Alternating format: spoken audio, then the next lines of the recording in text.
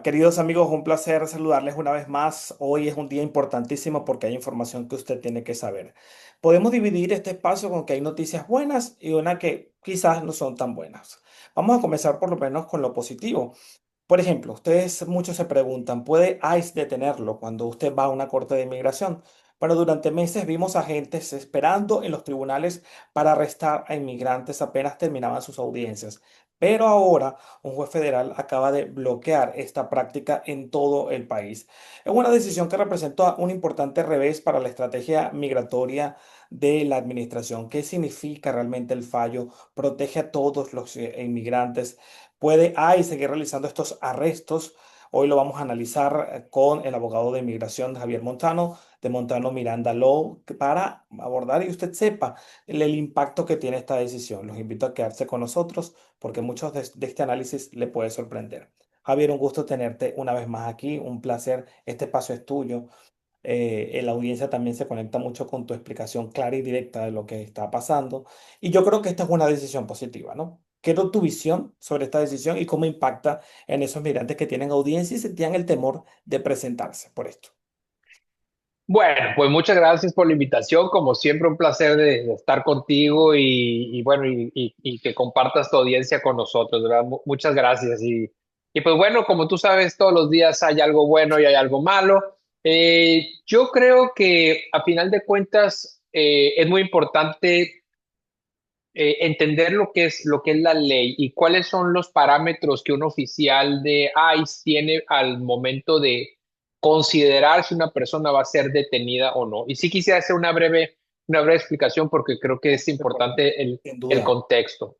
Eh, la ley le permite a un oficial de ICE detener a una persona sin una orden cuando considera que la persona está violando los términos de la ley de inmigración, que eso es un concepto bastante amplio, y aparte cuando considera que la persona puede escaparse o que se va a escapar. Y eso es una ley que siempre que tiene muchísimo tiempo, la sección 287, y prácticamente esa es una determinación que le permite a ICE hacer in situ en ese momento. O sea, si el oficial de ICE considera que la persona es ilegal, o si ese probable cause, causa probable o razón para creer que esté ilegal y que se va a escapar, entonces lo puede tener. Ahora, la administración desde el año pasado, la administración actual desde el año pasado, emitió una, mm, una definición mucho más estricta acerca de personas que se pueden escapar. O sea, que la segunda parte del análisis lo empezó a utilizar de una manera, la verdad, muy a su favor. Y anteriormente se consideraba que una persona se podía escapar si no la iban a poder encontrar, o sea, para poder ser notificada. Pero la administración actual dio una interpretación de no, que la persona se va a escapar en ese momento, o sea que después yo no, si yo me voy de este estacionamiento, de este restaurante, ya después esta persona ya no va a estar, entonces ya en base a eso la voy a arrestar. Entonces, esa interpretación que está completamente errónea es lo que se está atacando. Entonces, pareciera que ahora personas que están en la Corte de Inmigración y que están presentándose, existe una presunción de que la persona no se va a escapar, o sea, que esa segunda parte del análisis no está en contención, o sea, cuando una persona se está reportando, está bajo el sistema de la Corte de Inmigración, o sea, cuando tiene un caso de corte pendiente, entonces es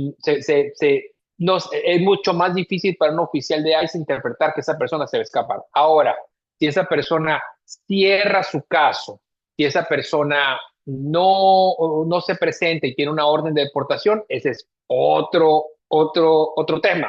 Pero interpretando esto, ahora pareciera que una persona que está en la Corte de Inmigración y que se está presentando tiene menos posibilidades de un arresto que una persona, por ejemplo, que nunca ha estado en la Corte de Inmigración. O sea, que una persona, digamos que una persona que entró legalmente, una persona que aplicó, por ejemplo, a su asilo y que está esperando esa entrevista de asilo. Pareciera que esa persona tiene más posibilidades de ser detenida a una persona que está atendiendo su corte de inmigración.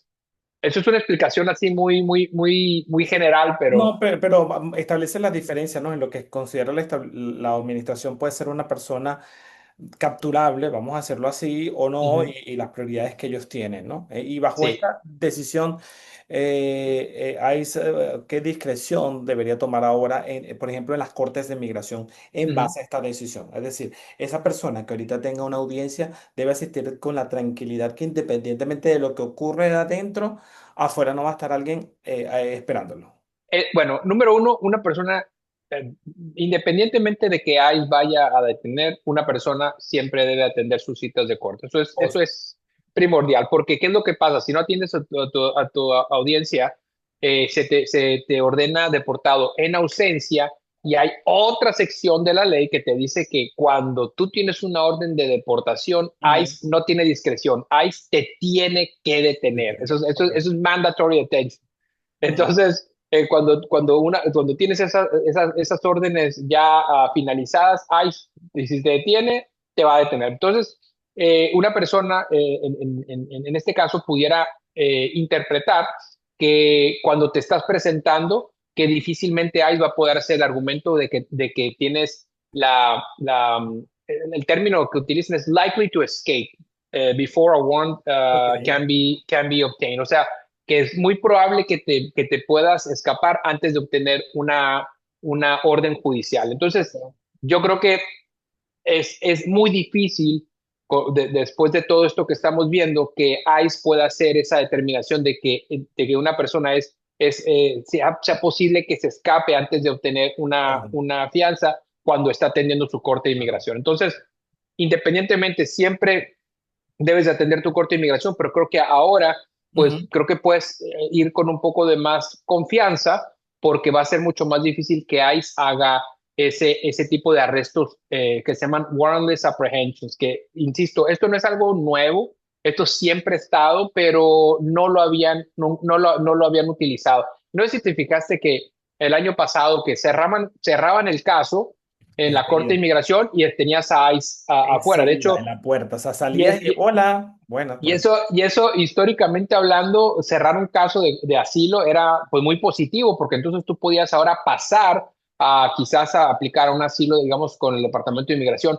Ahora era al revés, ahora tú le pides al juez, no me cierres el caso, porque tengo a esa afuera que va a hacer una determinación de que mi cliente es likely to escape before a warrant can be obtained. O sea, que es más probable que se vaya a escapar. Entonces, claro, imagínate, en ese inter de que sales de la corte y que ibas a aplicar con el Departamento de Inmigración, ya estaba es que detenido. te detenía. Claro. Entonces, la verdad, una táctica, la verdad, bastante maquiavélica, en mi opinión, porque mucha gente, y sobre todo al principio, el juez decía, voy a terminar el caso, y tú, wow, perfecto, salías tú Ujú. contento, y tenías a Isa afuera diciendo, pero como ahora ya no está en la Corte de Inmigración, es probable que se escape antes de que yo pueda emitir una fianza, entonces lo voy a detener. ¿Y qué es lo que pasaba con esa gente? La detenían y decían, bueno, pero es que yo estoy en medio de un asilo o voy a aplicar un asilo. Bueno, aplica tu asilo, pero mientras estés detenido, y tú sabes que muchas de esas personas, y sobre todo el año pasado, Ujú. y este año también, es muy difícil sacar a una persona bajo fianza, y lo que hacían es de que desistían, decían, sabes que ya no quiero nada, ya mejor me voy a mi país, Sí, claro, sí, para evitar este pero, mal momento. Ujú. pero eso, curiosamente, pues tú sabes, el tiempo promedio de detención son 9 semanas, 9 semanas detenido. No, no, Es no. es el tiempo promedio. O sea, independientemente que te quieras ir, estás 9 semanas detenido. Entonces, Claro, imagínate, es la verdad, poco congruente lo que sí. estamos viendo. Sí. Ahora, quiero pasar a hacerte dos preguntas. Me hablas de que esa persona que tenga una audiencia corta, a quienes les recomendamos, o tú mismo, porque tú eres el abogado aquí, les recomiendas, por favor, no faltar, porque va a significar más problemas. Puede ir de una forma mucho más tranquila a dichas audiencias. Pero yo siempre me pregunto si la carta de la apelación por parte del gobierno no podría estar bajo la manga, ¿no? Y podríamos ver que se tome alguna decisión próximamente, ¿no? Si este escenario no es viable. Y la segunda pregunta a mí me parece a veces difícil, ¿no? Entender cómo hay personas que entran al país, de por lo menos los que entran de manera legal, solicitan un asilo, tienen el asunto pendiente, por decirlo de alguna forma. Y al igualmente eso no les da nada. Al final también pueden ser detenidos, ¿no? Y tú dices, bueno, pero ¿qué hizo mal? ¿No? Absolutamente nada. Esto es una interpretación, en mi opinión, muy ridícula de la ley de inmigración, porque la justificación de los oficiales es la misma. Es la persona no está protegida con un estatus legal, porque el asilo pendiente no es estatus legal, es estatus autorizado. Entonces yo voy a interpretar aunque estás autorizado, no estás legal, entonces para mí eso es una violación a la ley de inmigración. Y en base a eso, a pesar de que tú te estés presentando a tus biométricos de asilo, que estés atendiendo tus citas, a pesar de que yo sé dónde vives, dónde trabajas, dónde todo, para mí, para mí, ahora esa interpretación de likely to escape es mucho más específica. Entonces, para mí es ahora el hecho que yo esté hablando contigo, pero que si yo me voy y que si vuelvo en una hora no estás en este mismo lugar, entonces para mí es una interpretación de que te puede escapar. Entonces, y todo esto sale de este memorándum del año pasado, cuando esta administración comenzó.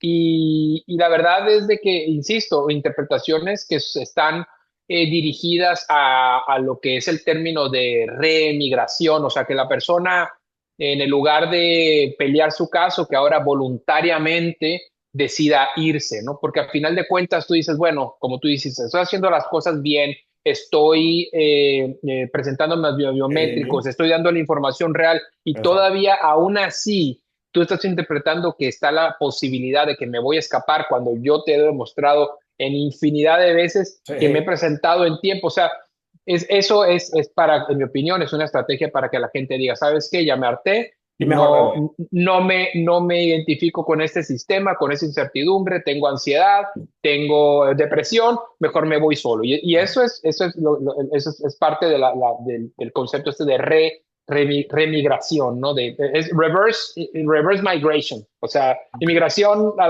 en reversa. Sí. Y el tema de la apelación, Javier, ¿crees que esta decisión que favorece a esos migrantes que tienen audiencias en corte y que les brinda cierta tranquilidad, el gobierno podría apelar? Seguramente, Mm, seguramente esto va a pasar como los, todo lo que históricamente hablando, lo que ha sucedido es de que esta administración apela todo lo que no le conviene, independientemente que sepa que lo va a perder. sí, sí. O sea, lo mismo que pasó en la decisión esta de los paros, Ujú. de todos los procesos de los beneficios que estuvieron pausados para todos estos países y que ahora ya han reanudado, pues apelaron, pero apelaron pues en un circuito, el circuito uno que yo creo que ellos saben que van a perder, pero ellos lo hacen para acabar después en la Suprema Corte de Sí, Justicia sí, que lamentablemente cada vez está tomando, bueno, no siempre, pero de repente toma unas sí. decisiones ridículas como la que tomaron ayer acerca de las entradas de residentes a los Estados Unidos, donde le está dando mucho más discreción a un oficial de entrada, de determinar que el residente, ahora en lugar de entrar como residente, ahora está pidiendo admisión a los Estados Unidos, algo que es muy adversarial si es que tiene que defender un caso. Claro. Aunque en esta decisión yo leí ayer, y corrígelo, aprovechando que lo estás trayendo a la discusión, ¿no? Que afectaba a personas que posiblemente tendrían un delito pendiente, ¿no? Claro, no especifica qué tipo de delitos sí, qué tipo de delitos no. No, no, no, no solo eso, la ley de inmigración te dice que un residente de los Estados Unidos no va a ser considerado que está pidiendo una readmisión a los Estados Unidos, salvo que entren en 6 puntos.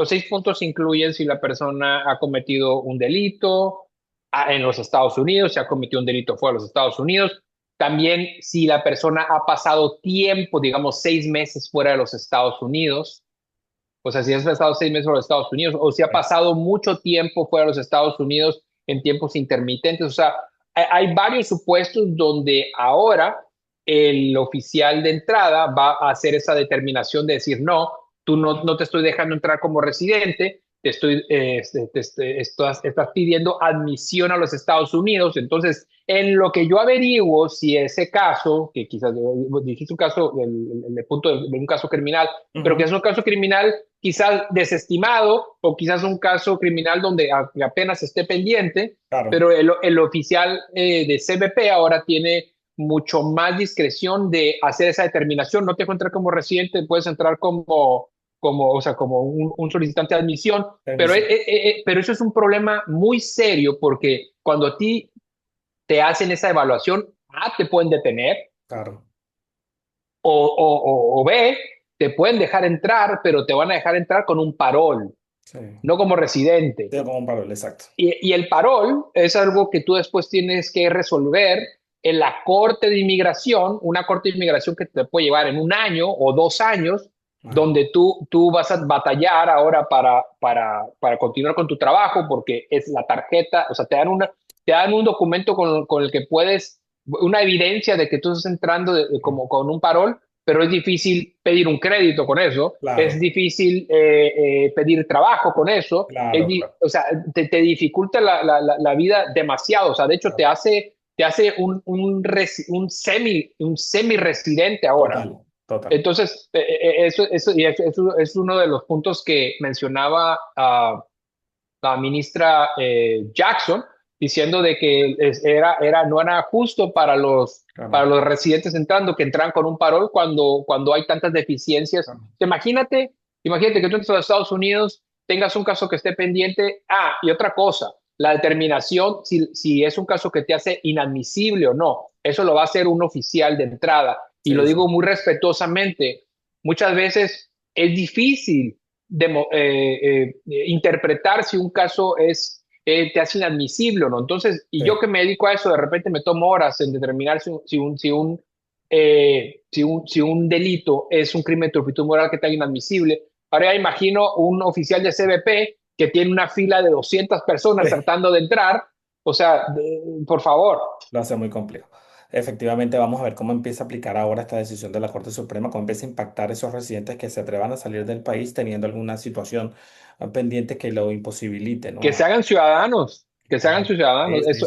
Eso es lo que se tiene que hacer una persona que está en la posibilidad de hacerlo o que le queda poco tiempo para aplicar la ciudadanía y que no le urge Eso. viajar por una emergencia y tiene un delito, aunque ya lo haya cerrado, Sí. aplica la ciudadanía antes de salir. Quiero hacer un paréntesis porque si usted quiere hacer la ciudadanía o tiene problemas con su residencia, usted puede llamar a Javier Montano y lo invito Gracias. a que anote el teléfono. Sé que ha aparecido en pantalla, pero nunca está de más recordarle el número telefónico porque después me escriben dónde está el número. Entonces usted lo está escuchando. Es el 786-825-7333. Repito, 786-825-7333 y tiene su oficina aquí en el sur de la Florida y usted puede solicitar su cita y no pierda la oportunidad que en este momento la asesoría puede marcar la diferencia y sobre todo de un profesional, que es clave. Hay otra decisión que ya me queda poco tiempo, Javier, pero quiero también abordarla porque es la que no es tan buena. Ya hablamos de una de la Corte Suprema, pero hay otra de un tribunal de apelaciones que ha autorizado al gobierno a reanudar el proceso de deportaciones express prácticamente, ¿no? En el país, que al principio estaban reservadas para personas que cruzaban la frontera sur, ¿no? Y en una Sí. votación de 2-1, los tres jueces de la Corte de Apelaciones del Distrito de Columbia resolvieron que pues, apoyar esta medida y que tengo entendido afecta a los que tienen menos de 2 años en el país. ¿Cómo podría impactar esta decisión? ¿Cómo la ves? Bueno, como para dar un poquito de contexto a las personas Adelante. que no recordamos, que no recuerdan qué fue lo que pasó. El año pasado, a principios del año pasado, esta administración trató de expander el concepto de lo que se llama expedited removal. Yo ahorita voy a explicar qué es expedited removal. Se demandó y se otorgó un bloqueo, que eso más o menos fue a mediados del año pasado, donde esa medida, esa extensión del concepto se detuvo.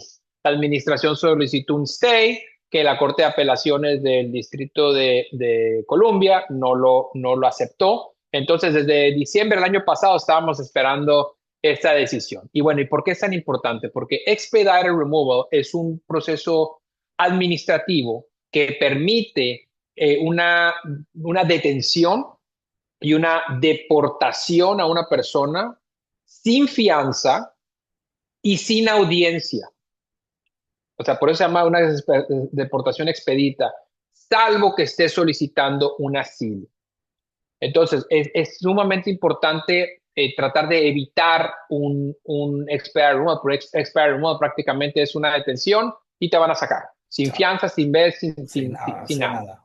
Sin nada. Anteriormente, esto era un tema de la frontera, a partir de, creo que empezó esto en el 2006, ¿verdad? Tener como unos 20 años esto, que solamente se aplicaba en la frontera y prácticamente una persona que estaba dentro de las primeras 100 millas de la entrada al país y se consideraba que tenía menos de 14 días en los Estados Unidos, esas personas eran sujetas a deportación expedita, o sea, detención sin fianza, y una remoción pues Chao. muy rápida. Desde enero del año pasado, lo que trataron de hacer es de que una persona que fuera detenida en cualquier lugar de los Estados Unidos, si no podía demostrar que tenía al menos 2 años viviendo en los Estados Unidos. Entonces, ahora eso es lo que se desbloqueó. Entonces, ahora la deportación expedita, o sea, esa detención sin fianza, sin el debido proceso prácticamente, Ujú. va a aplicar a una persona que sea detenida en el centro de los Estados Unidos si no puede demostrar que lleva más de 2 años en los Estados Unidos. Wow. Entonces, por eso es tan importante que las personas que llevan este tiempo en el país, que lo documenten, y que aparte que lo mencionen, cuando se les mencione esa sección de la ley 235 y Ujú. que les digan que los quieren deportar expeditamente, tiene que decir, no, yo llevo más de 2 años en los Estados Unidos, a mí se me debe de dar una audiencia con un juez y con la posibilidad también de ver un abogado de inmigración. Ok. Entonces, eso es lo que cambió dramáticamente, porque a final de cuentas, imagínate que esto que era algo que era exclusivo en la frontera, y lo entiendo, una persona que la detienen Listo. a 500 metros de la frontera, bueno, sí, o sea, entiendo que la van a ver, pero Sí, una sí. persona que está en Iowa, En no sé, Ohio. en Ohio, ¿qué tiene que ver? ¿No? Claro. Pero Entonces es eso es. importante que usted tenga, fíjese el consejo que está dando Javier, tenga todos sus documentos para que en el momento si le toca un proceso de inmigración, pues pueda demostrar que tiene 2 años en el país y la urgencia de que un abogado sea el que lo asista en esta situación, ¿no? Sí, y importante, la deportación expedita no aplica a personas que entraron legalmente. Ok, O sea, una persona que entró legalmente no puede ser deportada expeditamente, pero a residentes de los Estados qué Unidos bueno. obviamente no aplica, y tampoco a menores de edad. Ok, positivo. Entonces, si usted entró legalmente, no caiga en el pánico. Si usted me enreda, no caigan en el pánico y eso es importante aclararlo porque los titulares ya prácticamente hace que la gente corra en círculos.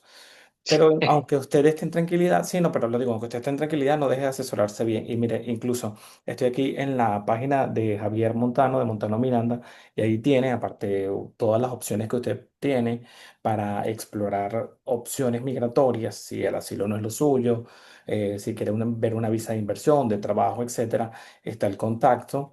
Ya una firma con 18 años y, por supuesto, el número telefónico que lo he dicho y lo repito una vez, 786-825-7333. No pierdan la posibilidad de tener una buena asesoría y de alguien que le dé un feeling o una conexión, vamos a decirlo en español, para esa conexión que se necesita que usted diga, esta persona sí va a defender mi caso y sí estoy respaldado. Eso es fundamental en este momento y creo que Javier es excelente para eso. Gracias. Ustedes han visto su explicación. Javier, muchas gracias. Te dejo estos minutos si quieres reiterarle a la gente la disposición que hay de todo tu equipo para atenderlos y algún consejo que quieras ofrecerle a la audiencia. No, muchas gracias por la invitación. Como siempre, disfruto mucho estos Igual, espacios. mucho. Y el tema es, digo, si antes nos portábamos bien, ahora creo que tiene que ser ahora aún mucho mejor. Creo que tenemos que ser, como siempre lo he dicho, somos embajadores de nuestros países, y lo que uno hace representa a todo un país y a toda tu cultura y a toda tu educación. Entonces, por favor, ah, actuemos adecuadamente y representemos orgullosamente a nuestros países. Sí, así es. Y ese es el trabajo que cada uno puede hacer en pro de todos los migrantes. Hablar por uno mismo, pero también defender el honor aquí la honorabilidad se premia en Estados Unidos, ¿no? Claro. Tú actúas por la calle del centro con verdad, con orden, pues trae resultados positivos. Miren, Javier, además puedo hablarles de inmigración empresarial, peticiones familiares, naturalización, defensa en caso de deportación, exenciones de inmigración y mucho más. Es una firma con 18 años de experiencia. Estoy leyendo aquí algunos de los comentarios que la gente te deja en Ah, Google. muchas gracias. Maravilloso. Y repito el número telefónico que lo he hecho durante todo esta tarde para que usted no pierda la oportunidad. 786-825-7333. Reserve su cita de inmediato porque lo van a atender un equipo maravilloso. Gracias, Javier. Y por supuesto vamos a seguir en contacto para actualizar a nuestra audiencia con cualquier cosa que ocurra, porque hay decisiones que todavía están pendientes en la Corte Suprema y que pueden marcar el rumbo del panorama migratorio en el país, ¿no? Ah, así es, así es. Muchísimas gracias, como siempre, un honor y bueno, y seguimos en contacto. Buena suerte. Seguro que sí, muchas gracias. Javier Montano de Montano Miranda Law Firm. Dejen sus preguntas si tienen alguna, por supuesto. Compartan y distribuyan este material para asesorar a otras personas. Aunque cada caso es particular, hay decisiones que están tomadas y que marcan el rumbo de muchos migrantes aquí en el país. Hasta pronto y cuídense mucho. Gracias, Javier.